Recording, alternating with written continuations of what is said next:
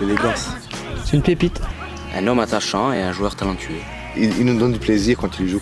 S'il garde les pieds sur terre, je pense qu'il peut aller très très loin. Né le 28 décembre 1990 à Conakry en Guinée, Sadio Diallo commence sa carrière à l'Atlético Colea, club professionnel de Ligue 1 guinéenne, où ont notamment débuté l'ancien attaquant toulousain Fodé Mansaré et l'ancien rennais Ismaël Bangoura. Rapidement considéré comme un grand espoir du football guinéen africain, en août 2009, tout juste débarqué de Guinée, le jeune Sadio Diallo réalise des essais à Rennes et Nice sans être retenu. Néanmoins, conseillé par Federic Antonetti à son ancien club, il signe à Bastia.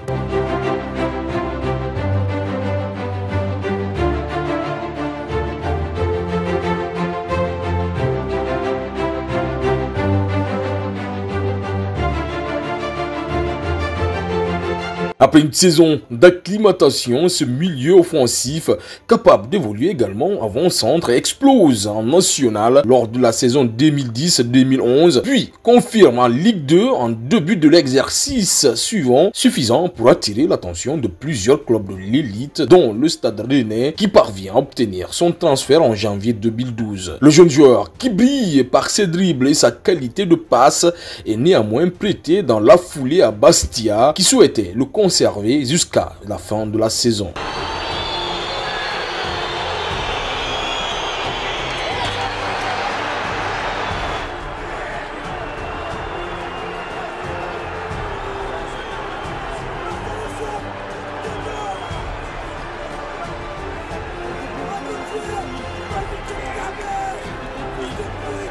Arrivé à Rennes pour la saison 2012-2013, il se heurte sur un rude concurrent, Julien Ferret, mais ne réussira jamais à détrôner le costarboricain.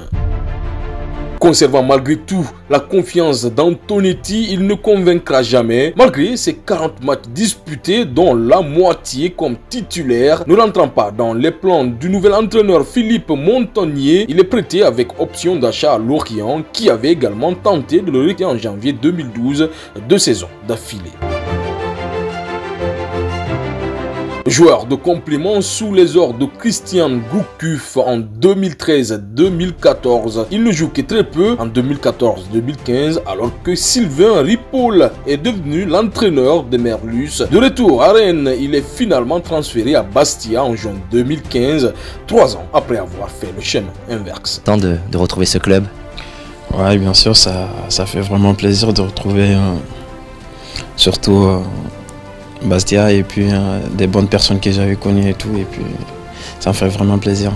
Convoité par le Beşiktaş, il signe finalement début août 2017 un contrat de 2 ans au Yeni Malatyaspor, promu en 2-1 turc. Il retrouve de nombreux francophones dont Khalid Boutaïb, Issa Dia, Fabien Farnol ou encore Ali Sissoko. Au lendemain de sa signature, il entre précipitamment en France et à la suite d'un problème de traduction portant sur une mésentente contractuelle, il est finalement libéré de son engagement.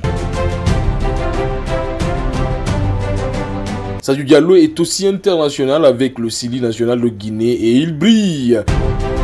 Il joue son premier match en équipe de Guinée le 17 novembre 2010 en amical contre le Burkina Faso, défaite de but à 1. Il inscrit son premier but le 5 juin 2011 contre Madagascar. Ce match remporté 4-1 rentre dans le cadre des éliminatoires de la Coupe d'Afrique des Nations 2012. Il est ensuite retenu par le sélectionneur Michel Doussoué afin de participer à la phase finale de la Coupe d'Afrique des Nations 2012, organisée conjointement par le Gabon et la Guinée équatoriale. Lors de cette compétition, il inscrit son premier doublé en équipe nationale contre le Botswana. Il marque par la suite un autre doublé en juin 2013 contre le Mozambique. Ce match gagné sur le large score de 6-1 rentre dans le cadre des éliminatoires du Mondial 2014.